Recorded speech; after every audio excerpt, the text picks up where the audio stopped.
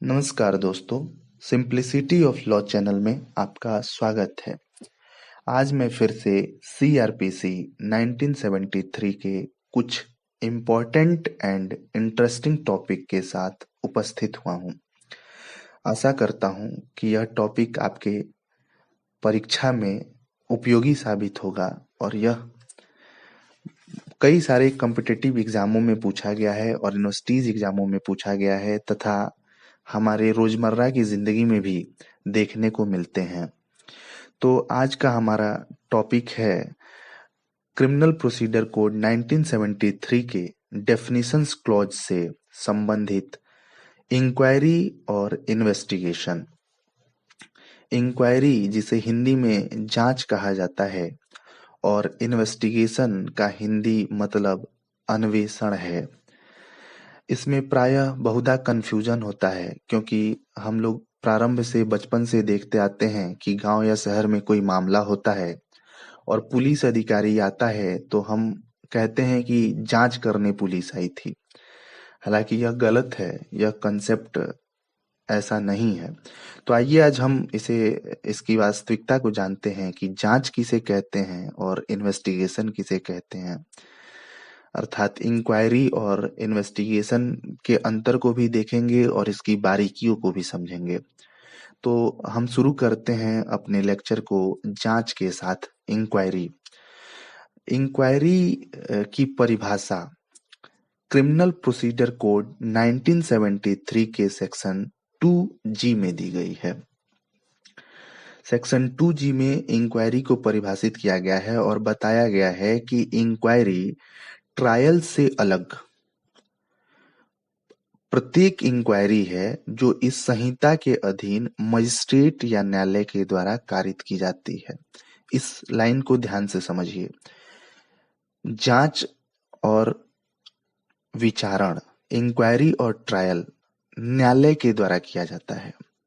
अर्थात जो गांव में या शहर में पुलिस आती है घटना के बाद, वो इंक्वायरी करने नहीं आती है।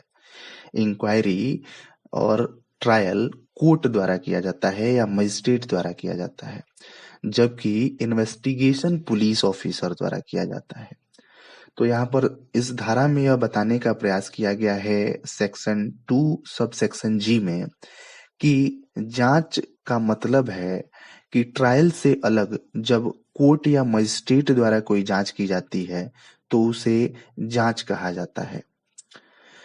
अब यहाँ पर एक बड़ा ही इम्पोर्टेंट केस है, लक्ष्मी ब्राह्मण बनाम स्टेट 1976 का यह मामला है।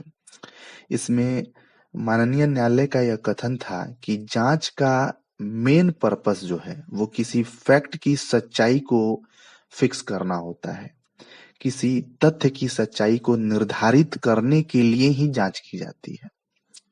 एक बार फिर से मैं बताता हूँ, लक्ष्मी ब्राह्मण बनाम स्टेट 1976 का वाद है और इसमें न्यायालय ने बताया है कि जांच का मेन पर्पस किसी तथ्य की सच्चाई को निर्धारित करना है। उसी प्रकार एक और वाद है तुलसी बाला बनाम NN कौशल AIR 1953। इस मामले में न्यायालय ने कहा है कि CRPC के सेक्शन 107 के अंतर्गत की जाने वाली कार्यवाही को भी जांच माना जाएगा एवं ऐसी कार्यवाही जांच शब्द के अंतर्गत आएगी। सेक्शन 107 में लोक प्रशांति जो है, पब्लिक पीस को डिस्ट्रॉय करने के लिए जो सिक्योरिटी ली जाती है, जो प्रत्याभूति ली जाती है, उसके बारे में बताया गया है। इस सेक्शन को डिटेल में हम फिर कभी चर्चा करेंगे, परंतु यहाँ पर बस यह जानिए कि तुलसी बाला बनाम NN कौशल AIR 1953 के केस में न्यायालय ने यह बताया है कि 107 में अगर कोई भी प्रोसीडिंग की जाती है तो वह भी इंक्वायरी वर्ड के अंतर्गत आता है। तो जांच की परिभाषा यहाँ पर कंप्लीट होती है। जांच की परिभाषा के बाद हम अब पढ़ते हैं इन्वेस्टिगेशन किसे कहते हैं। तो इन्वेस्टिगेशन जो है क्रिमिनल प्रोसीजर कोड 1973 के सेक्शन 2H में बताया गया है और बड़ा ही साधारण शब्दों में इसकी परिभाषा दी गई है। इन्वेस्टिगेशन के अंतर्गत वे सारे प्रोसीडिंग्स आते हैं जो इस कोड के अंडर पुलिस अधिकारी के द्वारा या मजिस्ट्रेट से भिन्न किसी भी ऐसे व्यक्ति द्वारा जो मजिस्ट्रेट के द्वारा इस निमित्त प्राधिकृत किया गया है साक्ष्य एकत्र करने के लिए की जाए। तो इस परिभाषा से यह स्पष्ट है कि इन्वेस्टिगेशन जो है उन सारे प्रोसीडिंग्स को कहते हैं जो इस कोड के अंडर, किसी अन्य विधि के अंतर्गत अगर ऐसा इन्वेस्टिगेशन होता है तो उसे कुछ और कह लेंगे, लेकिन जब सीआरपीसी के अंतर्गत वो सारी कार्यवाहियां जो किसी पुलिस अधिकारी के द्वारा या किसी मजिस्ट्रेट के द्वारा ऑथराइज्ड किसी व्यक्ति के द्वारा साक्ष्य एकत्र करने के लिए किया जाए तो उसे हम इन्वेस्टिगेशन कहते हैं। इस प्रकार इन्वेस्टिगेशन को हम थोड़ा और करीब से समझते हैं, फिंगर टिप्स पे इसे याद करने का प्रयास करते हैं। इन्वेस्टिगेशन के अंतर्गत वे सारे प्रोसीडिंग्स आते हैं, इन्वेस्टिगेशन के अंतर्गत वे सारे प्रोसीडिंग्स आते हैं जो पुलिस अधिकारी के द्वारा किया जाता है या ऐसे मानव के द्वारा जो इस उद्देश्य के लिए मजिस्ट्रेट के द्वारा ऑथराइज्ड किया गया है, तथा ऐसा व्यक्ति मजिस्ट्रेट से अलग या भिन्न होना चाहिए। मजिस्ट्रेट इन्वेस्टिगेशन नहीं करता है, जैसे मैंने बताया कि इंक्वायरी पुलिस ऑफिसर नहीं करता है, कोर्ट या मजिस्ट्रेट कर सकता है। उसी प्रकार इन्वेस्टिगेशन मजिस्ट्रेट नहीं करता है, पुलिस ऑफिसर कर सकता है या मजिस्ट्रेट द्वारा ऑथराइज्ड कोई व्यक्ति कर सकता है।